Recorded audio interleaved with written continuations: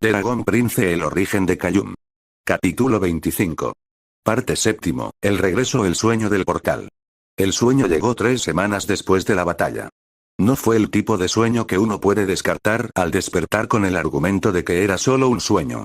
Era el tipo de sueño que el libro de magia de su padre llamaba sueños verdad. Los que tienen la temperatura y la textura específica de las cosas que existen en algún lugar del mundo, aunque no puedas ver el hilo que te conecta con ellas. En el sueño, Kayum estaba en la casa de Tornwick. Pero no era la versión quemada que visitaba a veces en sus pesadillas. Era la casa tal como la recordaba de los primeros años. El jardín cambiando de estación en la misma tarde, Silky moviéndose por los pasillos con su silencio específico, la biblioteca con los libros que Elías había acumulado durante siglos organizados con una lógica que solo Elías entendía completamente. Y en la biblioteca, sentados alrededor de la mesa de trabajo, estaban Sol y Carlos. Sol tenía 18 años ahora, o eso calculó Kayum con la lógica de los sueños, que tiene su propia aritmética, y llevaba la misma armadura pero el porte de alguien que ha aprendido cosas difíciles con el cuerpo.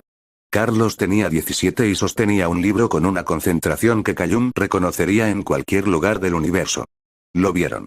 Los dos. Y Sol dijo, con la voz que Kayum recordaba pero más baja, más asentada. Vuelve. Kayum se despertó a las 3 de la mañana con el corazón golpeando fuerte y la certeza de que el sueño había sido real. Tomó su libro negro y lo abrió en la sección que su padre había anotado con la caligrafía precisa de su letra. La sección sobre los portales entre mundos. Los portales de las hadas. Los pliegues en el espacio que conectaban los mundos que existían en las capas del mismo espacio pero en frecuencias diferentes. Había uno. No estaba cerca, y no estaba activo. Los portales de las hadas no permanecen activos permanentemente, se abren y cierran con las mareas mágicas que no siguen ningún calendario humano, pero había indicadores en el texto de cuándo y dónde se podía encontrar un umbral suficientemente delgado como para crear uno. Escocia. Los bosques del norte. Alrededor del solsticio de invierno. Kayum estuvo mirando el libro durante una hora larga. Luego se levantó, se vistió, y fue a despertar a Rayla.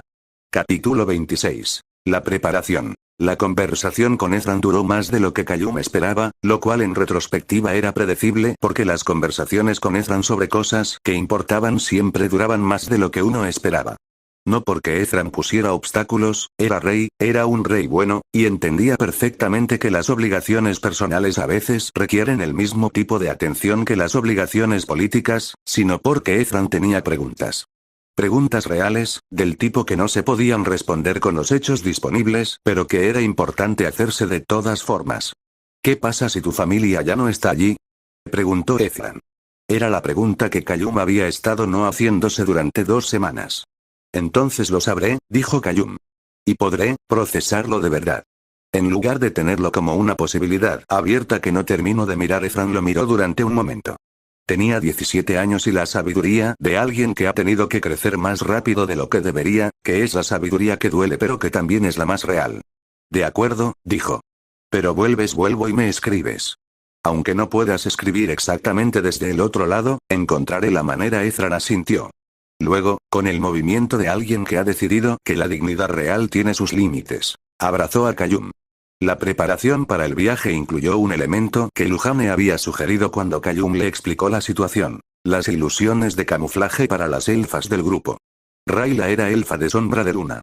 Amaya, que insistió en acompañarlos a pesar de que Kayum intentó argumentar que el viaje no requería una general de ejército, llevaba como esposa a Hanai, que era elfa del fuego solar. Ambas serían visibles en el otro mundo de maneras que complicarían el viaje. Lujane creó las ilusiones con la ligereza desenfadada de alguien para quien la magia de ilusión es menos una habilidad técnica que una forma de arte. No sientes la ilusión mientras la llevas, le explicó a Rayla, que tenía una relación difícil con las ilusiones en general por razones relacionadas con la historia de su clan. Solo la ven los demás. Para ti, sigues siendo tú, y si la ilusión falla, entonces la gente de ese mundo verá una elfa de sombra de luna, lo cual probablemente les parecerá muy interesante pero no necesariamente peligroso dado que están en un mundo donde los seres mágicos existen. Lujane inclinó la cabeza.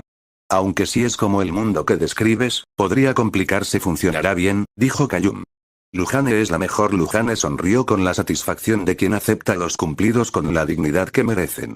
El grupo final para el viaje era Kayum, Rayla, Ezran, que a última hora decidió que no podían huir, que era un argumento que no era exactamente un argumento, pero que tenía el peso de su carácter personal, Terjintan, que también insistieron con razones que tenían más de fidelidad que de lógica, y Hana y Amaya como protección. Partieron en el solsticio de invierno.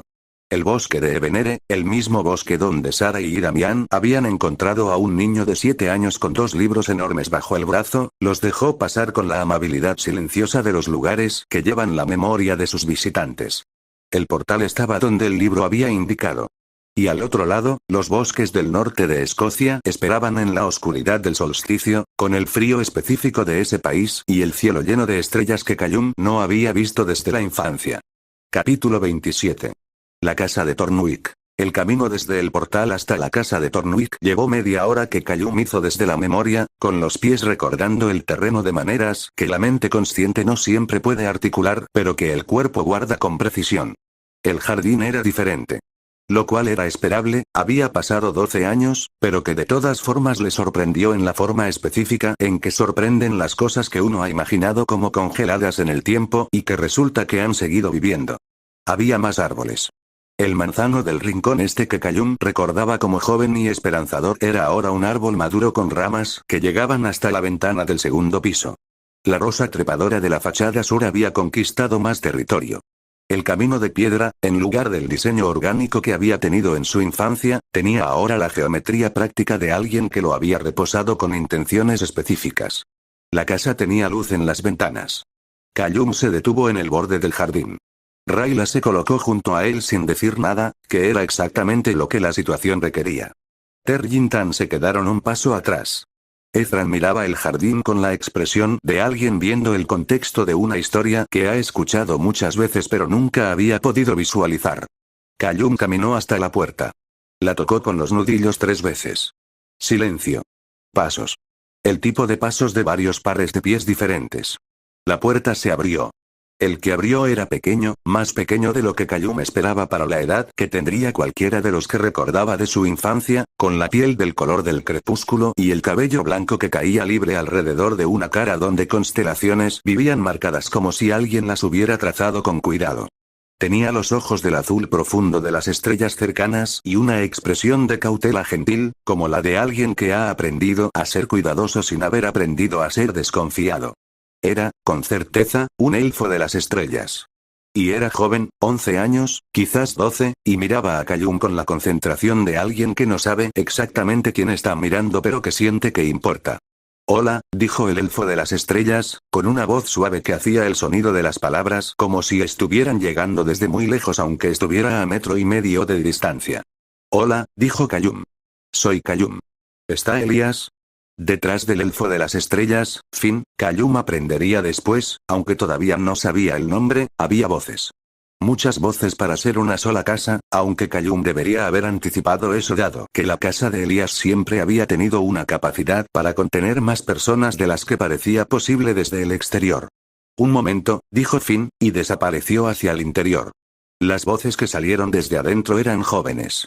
Kayum escuchó el sonido de al menos 4 conversaciones distintas ocurriendo simultáneamente, el ruido particular de varios adolescentes coexistiendo en el mismo espacio, y encima de todo eso una voz de chica, alta, pelirroja en el timbre, con la cadencia de alguien que está describiendo algo con mucho detalle, que fue interrumpida por otra voz que era más cautelosa.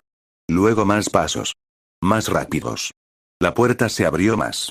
Los 4 chicos que aparecieron detrás de eran claramente humanos, bueno, casi claramente, el de cabello morado tenía en las orejas algo que no era del todo humano, y miraron al grupo en la puerta con la mezcla específica de curiosidad y precaución que tiene la gente que vive en una casa donde lo extraordinario es suficientemente común para no causar pánico, pero suficientemente frecuente para merecer cautela.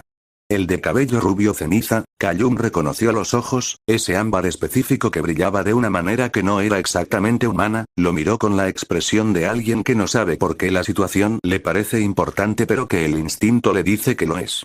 El de cabello morado oscuro tenía los brazos cruzados y la expresión de alguien que prefiere esperar a tener más información antes de reaccionar.